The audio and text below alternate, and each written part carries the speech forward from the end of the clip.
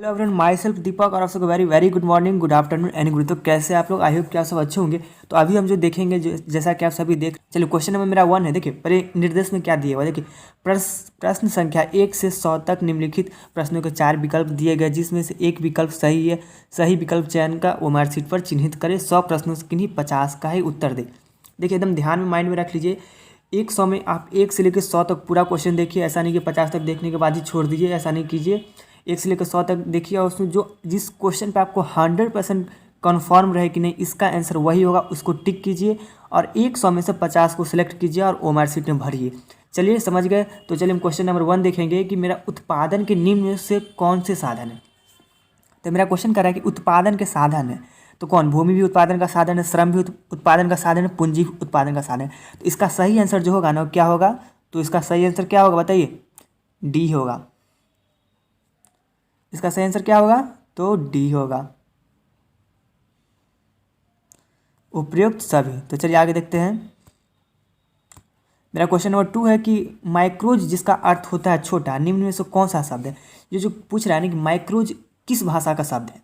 अरबी है, ग्रीक है, जर्मन है या फिर क्या है? तो ये है ना ग्रीक भाषा। माइक्रोज कौन सा भाषा शब्द है? तो ग्रीक भाषा का शब्द है। इसका आंसर क्या होगा? बी होगा। चलिए आगे देखते हैं। क्वेश्चन नंबर 3 है कि अर्थशास्त्र की विषय वस्तु का अध्ययन किन शाखाओं के अंतर्गत किया जाता है? तो बताइए कि इसका आंसर क्या होगा? अर्थशास्त्र विषय वस्तु का अध्ययन किस शाखा के अंतर्गत किया जाता है? अगर पता है तो जल्दी से कमेंट कीजिए कि इसका आंसर क्या होगा। व्यष्टि अर्थशास्त्र, समष्टि अर्थशास्त्र, उपयुक्त में से दोनों।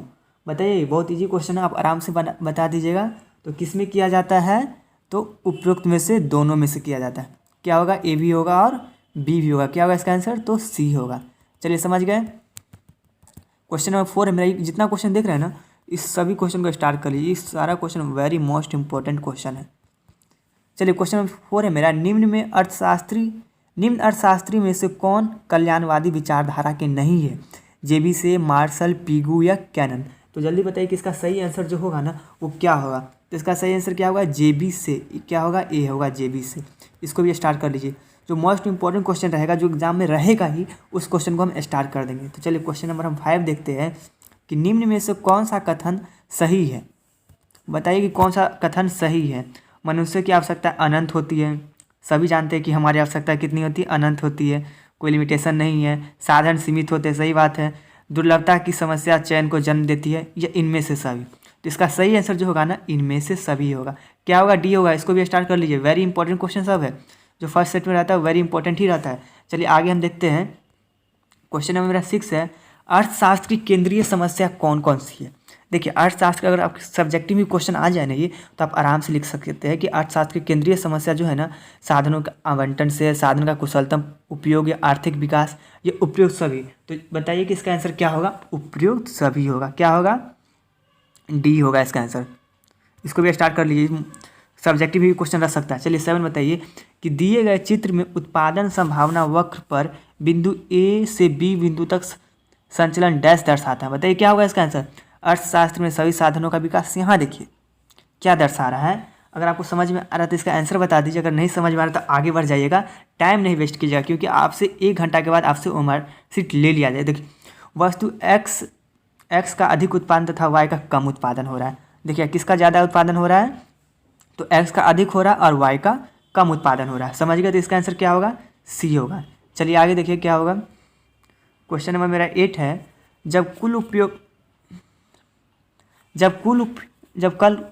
उपयोगिता अधिकतम होती है तब सीमांत उपयोगिता क्या होता है? धनात्मक होती है, ऋणात्मक होती है, शून्य होता है, या इनमें से कोई नहीं होता है? तो क्या होता है मेरा? शून्य होता है। जब कुल उपयोगिता अधिकतम होती है तब सीमांत उपयोगिता जो होता है मेरा शून्य होता है। क्या होगा इसका आंसर? 8 का सी होगा, शून्य होती है। चलिए क्वेश्चन नंबर मेरा 9 है। कीमत या बजट रेखा का ढाल होता है। तो बताइए इसका आंसर क्या होगा? तो होता है ना P X by P Y minus. समझ रहे? क्या होगा इसका आंसर? ए होगा। चलिए आगे देखिए। 10 उपयोगिता का संबंध है किससे? लाभदायकता से, नैतिकता से, मानव आवश्यकता की पूर्ति से, या इनमें से सभी? तो बताइए इसका आंसर क्या होगा? इसका जो आंसर होगा ना, इनमें से सभी। क्या होगा? डी होगा। चलिए क्वेश्चन नंबर 11 है मेरा। उपयोगिता का क्रमवाचक सिद्धांत किसने दिया? तो इसका जो हिग्स एवं एलन दिया। चलिए क्वेश्चन नंबर मेरा 12 है कि मांग वक्र सामान्यतः ढाल होता है। मांग वक्र का सामान्यतः ढाल होता है। कैसा ढाल होता है बताइए? बाएं से दाएं की ओर होती है या बाएं दाएं नीचे की ओर, क्या होता है? 12 का आंसर क्या होगा पता तो जल्दी से कमेंट कर दीजिए। वैसे बाएं से दाएं नीचे की ओर होता है। क्या होगा इसका आंसर? बी होगा। चलिए आगे देखिए, क्वेश्चन नंबर मेरा 13 है कि ऐसी वस्तु जिनका एक दूसरे के बदले प्रयोग किया जाता है, जैसे कि हम चाय के बदले कॉफ़ी, मोटरसाइकिल के बदले साइकिल प्रयोग कर लेते हैं, ऐसी वस्तु को हम क्या बोलते हैं? पूरक वस्तु है, स्थानापन्न वस्तु है, आरामदायक वस्तु है, या बताइए इसका क्या आंसर होगा? बहुत इजी क्वेश्चन, आप बता सकते हैं आराम से। तो ऐसी वस्तु जिसका हम एक वस्तु के बदले, समझिए ना, चाय को पीने का मन है, उसके जगह हम कॉफ़ी पी लेंगे। साइकिल से जाना है तो वहाँ से मोटरसाइकिल से भी चले गए। समझ गए? चलिए क्वेश्चन नंबर 14 देखते हैं कि मूल्य वृद्धि से गिफिन वस्तुओं की मांग क्या होती है? क्या होती है? बढ़ जाती है, घट जाती है, या फिर स्थिर रहती है, या अस्थिर रहती है? तो क्या होती है? बढ़ जाती है। क्या होगा इसका आंसर? बढ़ जाती है। समझ गए? आगे देखिए, क्वेश्चन नंबर 15 है कि बताइए, क्वेश्चन नंबर 15 है, मांग में परिवर्तन का निम्नलिखित में कौन सा कारण? उपभोक्ता की आय में परिवर्तन, संबंधित वस्तु की कीमत में परिवर्तन, जनसंख्या वृद्धि, या इनमें से सभी? तो आप आराम से बता सकते हैं क्या होगा इसका आंसर? डी होगा। चलिए आगे देखते हैं, गिफिन वस्तु के लिए कीमत देखिए, गिफिन वस्तुओं के लिए कीमत मांग की लोच होती है, ऋणात्मक होती है, धनात्मक होती है, या शून्य होती है, इनमें से कोई नहीं। तो क्या होती है? धनात्मक होती है। क्या होगा इसका आंसर? धनात्मक होती है। समझ गए? चलिए क्वेश्चन मेरा 17 है कि मांग की लोच का माप निम्नलिखित में किस विधि से किया जाता है? बताइए किस विधि से किया जाता है मांग की लोच का माप? बता दे, जल्दी से बता दिए। इससे जो क्या उपयुक्त में से तीनों विधि जो देख रहे हैं ना, ये तीनों विधि से किया जाता है। कुल व्यय रीति से, प्रतिशत अनुपातिक, बिंदी रीति से। समझ गए? क्वेश्चन नंबर मेरा 18 है कि मांग की लोच मापने के लिए प्रतिशत या अनुपातिक रीति का प्रतिपादन किसने किया? तो इसका जो प्रतिपादन जो किया ना, फ्लक्स ने किया। कौन किया था? फ्लक्स। क्या होगा इसका आंसर? बी होगा। चलिए, उत्पादन फलन में उत्पादन किसका फलन है? किसका फलन है उत्पादन? तो उत्पादन फलन में उत्पत्ति के साधनों का। इसका भी आंसर क्या होगा? बी होगा। चलिए आगे देखते हैं, क्वेश्चन नंबर 19 है मेरा, दीर्घकालीन उत्पादन फलन का संबंध निम्न में से किससे है? क्या होगा? 20 का आंसर क्या होगा यार? क्या होगा इसका? मांग के नियम होगा, पैमाने का प्रतिफल नियम से। पैमाने के प्रतिफल नियम से। वो कौन सा समय है जिसमें उत्पादन के सभी साधन परिवर्तित किए जा सकते हैं? अल्पकाल, दीर्घकाल, अति दीर्घकाल, या तीनों? क्या होगा इसका आंसर? दीर्घकाल में। समझ गए? चलिए आगे देखिए, उत्पादन का सक्रिय साधन है पूंजी, श्रम, भूमि, या इनमें से कोई नहीं? अगर पता है तो कमेंट कर दीजिए। क्या होगा? श्रम होगा। क्या होगा इसका आंसर? बी होगा। चलिए क्वेश्चन नंबर 13 देखिए, 23 देखिए, निम्नलिखित में कौन स्थिर लागत नहीं है? बीमे का प्रीमियम, ब्याज, कच्चे माल, या फैक्ट्री का किराया? तो बताइए कि इसका आंसर जो होगा ना, वो क्या होगा? इसका जो आंसर होगा ना, कच्चे माल की लागत। क्या होगा? कच्चे माल की लागत होगा। समझ गए? चलिए क्वेश्चन नंबर 24 है, उत्पादन की मात्रा में परिवर्तन का प्रभाव है। उत्पादन की मात्रा में परिवर्तन का प्रभाव है। क्या प्रभाव है? तो केवल परिवर्तनशील लागतों पर पड़ता है। समझ गए? चलिए क्वेश्चन नंबर 25, निम्नलिखित में सही अंकित कीजिए। तो बताइए इसका सही अंकित जो कीजिएगा ना, तो TVC = TC - TFC। समझ गए? चलिए आगे देखिए, 26 है मेरा क्वेश्चन नंबर, कि किस बाजार में AR वक्र x अक्ष के समानांतर होती है? पूर्ण प्रतियोगिता में, एकाधिकार में, एकाधिकार प्रयुक्त है, या उपयुक्त में से सभी में? तो बताइए कि इसका आंसर जो होगा ना, क्या होगा? तो ये जो होता है ना, पूर्ण प्रतियोगिता में होता है। किस में? ए में। चलिए क्वेश्चन नंबर 27 है, फॉर्म का लाभ निम्नलिखित में किस शर्त को पूरा करने पर अधिकतम होगा? जहाँ MR = MC होगा। क्या होगा? जहाँ MR = MC होगा। क्या होगा इसका आंसर? ए होगा। चलिए, पूर्ण प्रतियोगिता में क्या होता है? समझ गए? क्या होगा इसका आंसर? AR = MR होगा। 20 पूर्ण प्रतियोगिता में AR = MR होगा। चलिए, कुल आगम TR उत्पादन मात्र Q तथा N मात्रा तो सीमांत आगम होगी। क्या होगी? तो ये होगी ना, A तथा B दोनों होगी। TR मैंने। समझ गए? चलिए क्वेश्चन नंबर 30 देखिए, फॉर्म को लाभ मिलता है जब क्या रहेगा? जब AR > AC होगा। क्या होगा? 30 का आंसर ए होगा। चलिए आगे देखिए, 30 देखिए, फॉर्म को लाभ मिलता है कब मिलता है? जब AR क्या होगा? ए होगा इसका आंसर। चलिए 30, सम विच्छेद बिंदु तक उत्पन्न होता है जब किस कंडीशन में उत्पन्न होगा। तो बताइए जो इसका आंसर जो होगा ए तथा बी दोनों कंडीशन में होगा, इस कंडीशन में भी होगा, इस कंडीशन में भी होगा। चलिए आगे देखिए 32 मेरा क्वेश्चन नंबर की पूर्ति निम्नलिखित में किससे जुड़ी है। तो ये किसी समय की अवधि से और कीमत, ये दोनों से जुड़ी रहती है। चलिए निम्नलिखित में कौन सा कथन सही है। तो पूर्ति के अनेक तत्व प्रभावित करते हैं, इसका सही आंसर क्या होगा। पूर्ति के जितने तत्व होते हैं ना वो सभी तत्व प्रभावित करते हैं। तो बताइए क्या होगा इसका सही आंसर, सी होगा। चलिए देखिए क्वेश्चन नंबर मेरा 34 है, पूर्ति में कमी निम्नलिखित में कौन से कारण से होता है। उत्पादन में लागत या उस स्थान में वस्तु। तो इसका जो सही आंसर होगा 34 का तो सभी होगा, ये सभी कारण से होता है। इसको स्टार्ट कर लीजिए, क्वेश्चन रहेगा ही आपके लिए मोस्ट इंपॉर्टेंट है, इसलिए इस क्वेश्चन का स्टार्ट ही कर लीजिए। उसका 35 देखिए, वस्तु की उस मात्रा को क्या कहते हैं जिससे विक्रेता निश्चित समय बाजार तथा कीमत पर बेचने के लिए तैयार हो जाते हैं। पूर्ति, मांग, पूर्ति लोच या मांग की लोच। अगर पता है तो इसका आंसर जल्दी से कमेंट कर दिए। तो इसको जो हम बोलते हैं ना पूर्ति बोलते हैं, क्या बोलते हैं, इसका आंसर क्या होगा 35 का ए होगा। चलिए यदि किसी वस्तु की कीमत में 40% वृद्धि हो तो परंतु पूर्ति में केवल 15% की ऐसी वस्तु की पूर्ति होगी। अत्यधिक लोचदार या बेलोचदार, क्या होगा इसका आंसर पता है तो जल्दी से कमेंट किए, बेलोचदार होगा। समझ गए। चलिए क्वेश्चन नंबर 37 देखिए, ES = 0 है तो अर्थपूर्ति का लोच होगा, क्या होगा, तो पूर्णतः बेलोचदार होगा। समझ गए क्या होगा इसका भी आंसर बी होगा। चलिए आगे देखिए क्वेश्चन नंबर 38 है, अक्षों के केंद्र से मिलने वाली पूर्ति रेखा की लोच होती है, क्या होती है, तो इकाई के बराबर होती है। समझ गए। चलिए क्वेश्चन 39 देखिए, बाजार की निम्नलिखित में कौन सी विशेषता है। एक क्षेत्र है, क्रेता और विक्रेता की स्थिति, वस्तु का मूल्य या उपयुक्त में से सभी। तो क्या होगा, उपयुक्त सभी होगा। समझ गए। चलिए बाजार की स्थिति जिसमें वस्तु का केवल एक विक्रेता हो उसको क्या बोलते हैं, एकाधिकार। नाम से स्पष्ट है ना, नहीं एकाधिकार भी नहीं बोलते, क्या होगा इसको, मोनोपोली बोलते। क्या होगा, बी होगा इसका आंसर। समझ गए। चलिए किसी बाजार में क्वेश्चन नंबर 41 देखिए, किसी बाजार में वस्तु विभेद पाया जाता है, शुद्ध प्रतियोगिता में, पूर्ण प्रतियोगिता, एकाधिकार या एकाधिकार प्रतियोगिता में। तो जल्दी बताइए इसका आंसर क्या होगा, तो एकाधिकार में। समझ गए। चलिए हम आगे देखते हैं 42 है मेरा, एकाधिकार की निम्नलिखित में कौन सी विशेषता नहीं है। पूछ रहा विशेषता नहीं है, तो एक क्रेता और अधिक विक्रेता का। समझ गए। चलिए ये जो विशेषता है ना, ऐसा विशेषता हो सकता है कि एक खरीदार हो और अधिक विक्रेता हो, कभी पॉसिबल नहीं है। चलिए 42 है क्वेश्चन नंबर मेरा कि पूर्ण प्रतियोगिता में क्या स्थिर रहता है। बताइए क्या स्थिर रहता है। तो इसमें जो है ना AR तथा MR दोनों स्थिर रहता है। क्या होगा इसका आंसर, सी होगा। चलिए क्वेश्चन नंबर 44 है, निम्नलिखित में किसके अनुसार किसी वस्तु की कीमत मांग और पूर्ति की शक्तियों द्वारा निर्धारित होती है। जीन्स, वॉलरस, मार्शल या इनमें से कोई नहीं। तो किसके अनुसार, मार्शल के अनुसार। समझ गए। चलिए क्वेश्चन नंबर मेरा 45 है, कीमत उस बिंदु पर निर्धारित होती है जहां वस्तु की मांग अधिक हो, वस्तु की पूर्ति अधिक हो, या वस्तु की मांग और वस्तु पूर्ति बराबर हो। क्या होगा इसका आंसर, सी होगा। चलिए 46 है, बाजार मूल्य पाया जाता है अल्पकालीन बाजार में, दीर्घकालीन बाजार में, अति दीर्घकालीन या इनमें से कोई नहीं। तो बाजार मूल्य जो पाया जाता है ना अल्पकालीन बाजार में, किस में, क्या होगा इसका आंसर, ए होगा। किस में पाया जाता है, अल्पकालीन बाजार में। 47 अति अल्पकाल में पूर्ति होगी, पूर्णतः बेलोचदार या लोचदार या इनमें से कोई नहीं। पता है तो कमेंट कर दीजिए, वैसे होगा पूर्णतः बेलोचदार होगा। समझ गए। चलिए हम आगे देखते हैं। मेरा 48 है कि साधन कीमत निर्धारण में कौन से घटक हैं।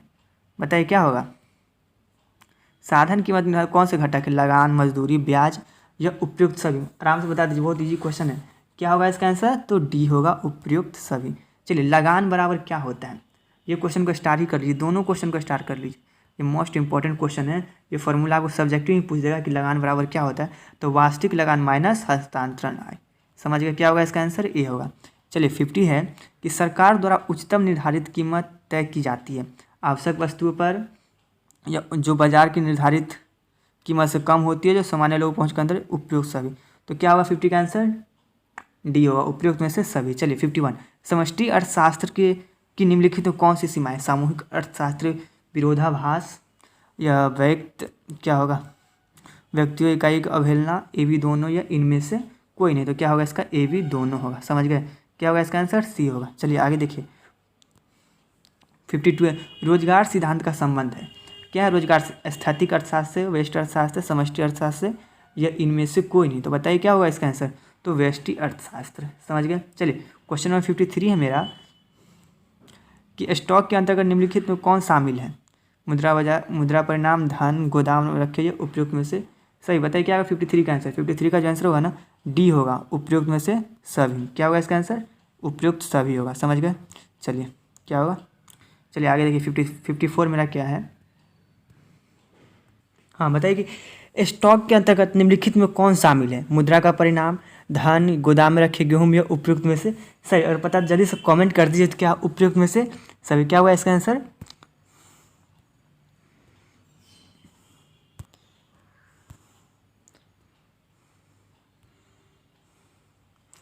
क्या हुआ इसका आंसर, उपयुक्त में से सभी होगा। चलिए आगे देखिए 54 प्रवाह के अंतर्गत निम्नलिखित में कौन शामिल है। कौन शामिल है, तो जितना देख रहे हैं उपभोग, निवेश, आय, उपयुक्त में से सभी। इसका भी आंसर डी होगा। चलिए क्या सत्य है, ये पूछ रहा है 55 में कि क्या सत्य है। तो सत्य जो है ना NNP = GNP माइनस घिसावट, ये जो है ना ये सत्य, बाकी सब गलत है। चलिए आगे बढ़िए 56 है GDP MP माइनस घिसावट। क्या होगा 56 का, ये जो है ना GDP MP प्लस विदेशों से शुद्ध साधन आए। समझ गए। चलिए आगे देखिए 57 है लाभ के निम्नलिखित में कौन से घटक है। लाभांश, अवितरित लाभ, निगम लाभ या उपयुक्त में से सभी। तो बताइए कि क्या होगा 57 का आंसर। तो 57 का जो आंसर होगा ना मेरा उपयुक्त में से सभी होगा। चलिए 58 है कि राष्ट्रीय आय में निम्नलिखित में किसे सम्मिलित किया जाता है। हस्तांतरण भुगतान को, या फिर शेयर बाजार, शेयर एवं ब्रांड की बिक्री से प्राप्त राशि, काले धंधे से प्राप्त, या इनमें से कोई नहीं। और पता जल्दी से कमेंट कर दीजिए कि इसका आंसर क्या होगा। तो इनमें से कोई भी नहीं है जिसको राष्ट्रीय आय में सम्मिलित करते हैं। चलिए मुद्रा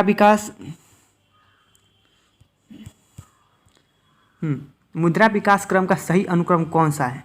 बताइए कि मुद्रा विकास जो हुआ है ना वो इनमें से सही क्रम जो है ना वो कौन सा है। तो सबसे पहला है वस्तु मुद्रा, फिर धातु मुद्रा, फिर पत्र मुद्रा, उसके बाद शाख मुद्रा है। तो आप इसका आंसर आसानी से बता सकते हो। ये क्वेश्चन वेरी इंपॉर्टेंट है, इसको स्टार ही कर लीजिए। उसका 60 देखिए क्या है, निम्नलिखित में किसके अनुसार मुद्रा हुआ है जो मुद्रा का कार्य करे। Very most and very important है ना, ये कर सकते डिफिनेशन है इकोनॉमिक्स का। तो क्या होगा इसका आंसर, हॉटले विदर्स के अनुसार। समझ गए क्या होगा, ये होगा। चलिए शाख गुणक होता है, शाख गुणक क्या होता है 1/CRR जो होता है वो शाख गुणक होता है। क्या होगा इसका आंसर, ये दोनों क्वेश्चन का स्टार्ट कर लीजिए, दोनों मोस्ट इंपॉर्टेंट है। चलिए 62 है शाख मुद्रा का विस्तार होता है जब नकद कोष अनुपात क्या होता है, घटता है या बढ़ता है। तो क्या होता है, जब घटता है। कब करता है विस्तार, जब ये घटता है तब शाख मुद्रा कोष का विस्तार होता है। समझ गए। चलिए आगे देखिए कि 63 केंद्रीय बैंक द्वारा निम्नलिखित में कौन सी मुद्रा जारी करते हैं। चलन मुद्रा, शाख मुद्रा। तो बताइए केंद्रीय बैंक कौन सा मुद्रा जारी करता है। बहुत इजी क्वेश्चन है, आराम से बता सकते हैं आप, नॉर्मल लाइफ में आप लोग का यूज़ होता है। तो चलन मुद्रा, जो मुद्रा चलन। चलिए ठीक है। क्वेश्चन नंबर मेरा 64 है शाख नियंत्रण के प्रमुख उद्देश्य निम्नलिखित तो कौन से हैं। कीमत स्थिरता स्थापित करना, विदेशी विनिमय दर में स्थिरता लाना, उत्पादन रोजगार वृद्धि करना, या उपयुक्त में से सभी। अगर पता है तो जल्दी से कमेंट कर दीजिए, अगर नहीं पता है तो यहाँ देख लीजिए क्या होगा, उपयुक्त में से सभी होगा। चलिए दूसरी नरसिम्हा समिति का गठन किस वर्ष हुआ था। किस वर्ष हुआ था, तो ये है ना 1998 में गठन हुआ था। कब हुआ था, तो 1998 में गठन हुआ था।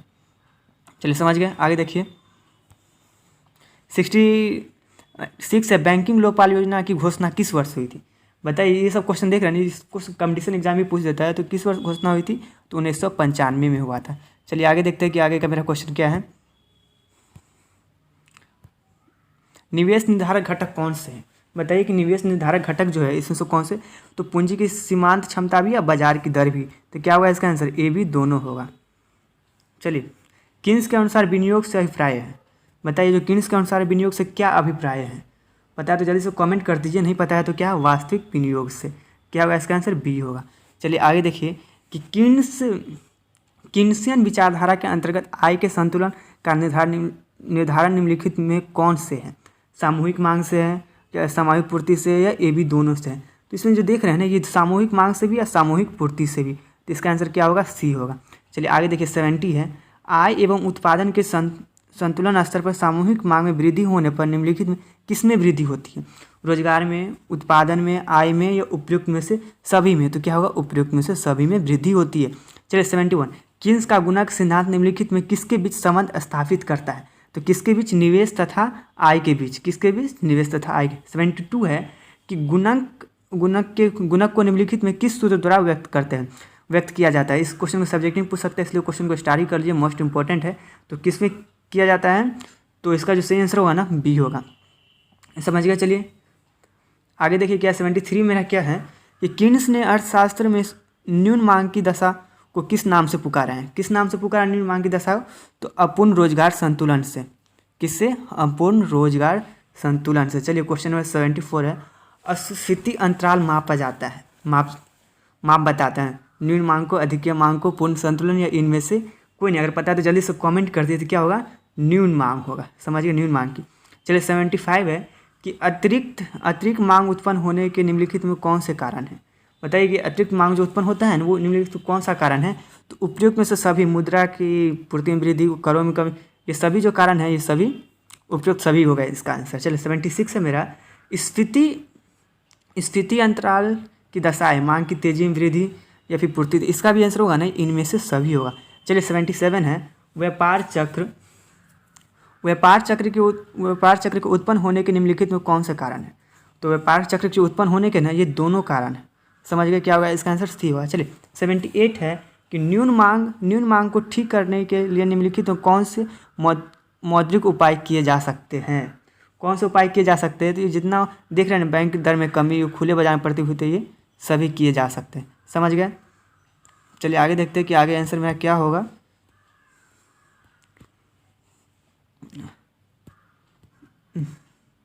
चलिए बताइए, स्फीति अंतराल को ठीक करने के प्रमुख राजकोषीय उपाय, तो इसका भी उपयुक्त सभी। चलिए क्वेश्चन नंबर 80 है मेरा कि स्फीतिक अंतराल को ठीक करने के लिए प्रमुख मौद्रिक उपाय कौन से हैं। बताइए, इसका भी जो है ना उपयुक्त से सभी, नकद कोष अनुपात, खुले बाजार प्रतिभूति, ये सब में इसका भी आंसर क्या होगा, डी होगा। चलिए 81 है मेरा कि बजट के संगठन निम्नलिखित में कौन कौन से हैं। बताइए कि बजट के संगठन निम्नलिखित में कौन कौन से हैं। अगर पता है तो कमेंट कर दीजिए। तो देख रहे हैं बजट प्राप्तियाँ एवं बजट व्यय, ये दोनों हो सकता है। क्या होगा इसका आंसर, सी होगा। चलिए 82 है, बजट प्राप्तियों के संगठक निम्नलिखित में कौन से हैं। कौन कौन से है, तो इसका भी आंसर ए बी दोनों हो सकता है। समझ गए। चलिए आगे देखिए, प्रत्यक्ष कर के अंतर्गत निम्नलिखित में किसे शामिल किया जाता है। आयकर को, उपहार कर को, या फिर ए बी दोनों के किसको शामिल किया जाता है। तो आयकर को भी और उपहार कर को भी प्रत्यक्ष कर के डायरेक्ट टैक्स में शामिल किया जाता है। चलिए आगे देखिए 84 है मेरा, अप्रत्यक्ष कर के अंतर्गत निम्नलिखित में किसे शामिल किया जाता है। उत्पादन शुल्क को, बिक्री कर को, या ए बी दोनों। ये उत्पादन शुल्क, बिक्री कर जो है ना, इस सबको इनडायरेक्ट टैक्स में शामिल किया जाता है। चलिए 85, विनिमय दर के निम्नलिखित में कौन से रूप हैं। स्थिर विनिमय दर, लोचपूर्ण विनिमय, ए बी दोनों, या इनमें से कोई नहीं। तो इसमें भी स्थिर विनिमय दर, लोचपूर्ण विनिमय दर दोनों, क्या होगा, सी होगा इसका आंसर।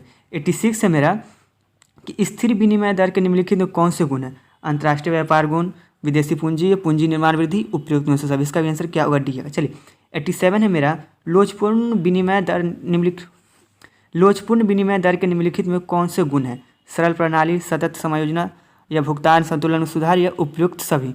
तो क्या होगा इसका आंसर, पता है तो कमेंट कर दीजिए। इसका भी आंसर क्या होगा, डी होगा, उपयुक्त सभी। चलिए समझ गए। आगे देखिए कि 87 हो गया है। चलिए 88 है, व्यापार शेष है क्या, दृश्य मदों का निर्यात माइनस दृश्यों को आयात, या फिर क्या होगा इसका आंसर, पता है तो कमेंट कर दीजिए। ए होगा, क्या होगा इसका आंसर, क्या होगा, ए होगा, दृश्य मदों में आयात। ठीक है, समझ गए। आगे देखिए इसका आंसर क्या होगा।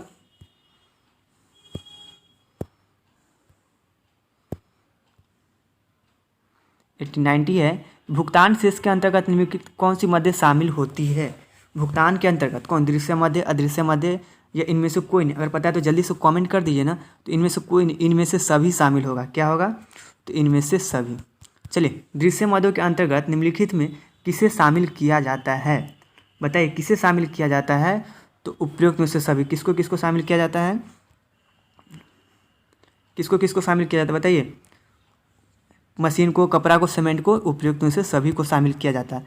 आगे देखिए 92 है मेरा कि दृश्य अदृश्य मदों के अंतर्गत निम्नलिखित किससे शामिल किया जाता है। बैंकिंग, जहाजरानी, सूचना। तो इसका 92 का भी आंसर होगा ना, वो भी उपयुक्त में से सभी होगा। चलिए, समष्टि अर्थशास्त्र अध्ययन है। अर्थव्यवस्था, रोजगार का क्या होगा, वस्तुओं के विनियोग, या 93 समष्टि का, या स्कूटर व मांग का। क्या होगा इसका आंसर, तो व्यष्टि अर्थशास्त्र में रोजगार का, ये होगा। क्या होगा, ये होगा। चलिए 94 है, सामान्य कीमत स्तर का अध्ययन किया जाता है। व्यष्टि अर्थशास्त्र में, समष्टि अर्थशास्त्र में किस में किया जाता है, तो समष्टि अर्थशास्त्र में सामान्य कीमत स्तर का अध्ययन किया जाता है। 95 है, 3 क्षेत्रीय मॉडल में निम्नलिखित में कौन शामिल है? परिवार, फर्म, सरकारी, उपयुक्त में से सभी। ये जो देख रहे हैं ना 94, 95 क्या होगा? इसका आंसर जो होगा ना डी होगा। ये तीनों जो है ना शामिल, 3 क्षेत्रीय में यही 3 आता है। अगर आपको सब्जेक्टिव भी क्वेश्चन रहे तो आराम से बता सकते हैं कि इसमें कितना है, तो ये सभी आते हैं। चलिए आगे देखिए, सामान्य कीमत 96 है मेरा। 4 क्षेत्रीय अर्थव्यवस्था के चक्रीय प्रवाह में संतुलन के लिए शर्त निम्नलिखित में कौन सी है? पता है तो कमेंट कर दीजिए। आप यहाँ से देख भी सकते हैं, आंसर आपको पता है तो जल्दी से बताइए क्या होगा इसका आंसर? सी होगा। समझ गए? कहीं कुछ दिक्कत, डाउट? तो अगर चाहते हैं कि आप सब्जेक्टिव का भी क्वेश्चन सब्जेक्टिव भी करवाया जाए तो कमेंट कीजिए, आपको वहाँ से सब्जेक्टिव मिल जाएगा। तो क्या होगा इसका आंसर? सी होगा। कमेंट कीजिए, सब्जेक्टिव भी अपलोड कर दिया जाएगा। चलिए 97, घिसावट हुआ किस में सम्मिलित रहता है? जीएनपी, एनपी में या किस में सम्मिलित रहता है? आप आंसर देखिए, कमेंट कर सकते हो, कमेंट करके बता दीजिए क्या होगा इसका आंसर? GNP, NP. चलिए, साधन लागत पर शुद्ध राष्ट्रीय उत्पाद को कहा जाता है। क्या कहा जाता है बताइए? पता जल्दी से कमेंट कर दीजिए, अगर पता नहीं है तो देख लीजिए और आंसर कमेंट कीजिए जल्दी से। क्या होगा? 98 का आंसर क्या होगा? इनमें से सभी, घरेलू, सकल, राष्ट्रीय, इनमें सभी जो है ना शुद्ध राष्ट्रीय उत्पाद को कहा जाता है। चलिए, वस्तु विनिमय प्रणाली के निम्नलिखित में कौन से लाभ है? सरल प्रणाली, आपसी सहयोग में वृद्धि, आर्थिक समानता या उपयुक्त में से सभी? तो उपयुक्त सभी होगा। मुद्रा के प्राथमिक कार्य के अंतर्गत निम्नलिखित में किसे शामिल किया जाता है? विनिमय के माध्यम, मूल्य के माध्यम, ए बी दोनों। तो किसे? ए बी दोनों, मूल्य मापक एवं। चलिए, आई होप कि अच्छे समझ में आ गया होगा। कहीं कुछ दिक्कत है तो कमेंट कीजिए, आपको वहाँ से आराम से रिप्लाई मिलेगा। चलिए, आई होप कि अच्छे समझ में आ गया होगा। तो अगर आप चाहते हैं कि सब्जेक्टिव का वीडियो अपलोड किया जाए तो कमेंट कीजिए। अगर अभी तक सब्सक्राइब नहीं किया तो सब्सक्राइब कर लीजिए, अपने दोस्तों को भी शेयर कीजिए। And thanks for watching.